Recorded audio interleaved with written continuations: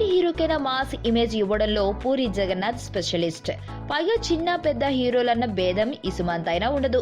ఆయనకి తెలిసిందల్లా తన కథకు ఆ హీరోను ఎలా మార్చుకోవడం అన్నదే.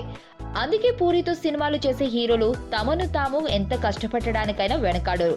అల్లు అర్జున్ నుండి కళ్యాణ్ రావు వరకు అందరూ ఈ కోవలో ఉన్నవారే. కాగా ఇప్పుడు పూరి రామ్ తో సినిమా చేయనున్నట్టు వినికిడి. నేను శైలజ సినిమాతో హిట్ ట్రాక్ ఎక్కిన రామ్ హైపర్ సినిమాతో మరో విజయాన్ని తన ఖాతాలో వేసుకున్నాడు. అయినా ఇంతవరకు మరో సినిమా మొదలు పెట్టలేదు. అనిల్ రావిపూడి, కరుణాకరణ్ తదితర దర్శకులు రామ్ తో సినిమా చేసేందుకు సిద్ధంగా ఉన్న అతగాడు మాత్రం పావుని ఎటూ మెదపకుండా ఉన్నాడు. ఈ పరిస్థితులలో రామ్ ఫోటో ఒకటి నెట్టింట్లోకి వచ్చి హల్చల్ చేయడం ఆరంభించింది. ఇందులో రామ్ గుబురు మీసాలు తిప్పి గడ్డంతో కొత్తగా కనబడుతున్నాడు. ఓ హీరోని ఇలా మార్చేసేది పూరి, సుకుమార్ వంటి దర్శకులే. సుకుమార్ ఎటూ కమిటెడ్ గనుక పూరి పేరుని లింక్ చేసి చెబుతున్నారు.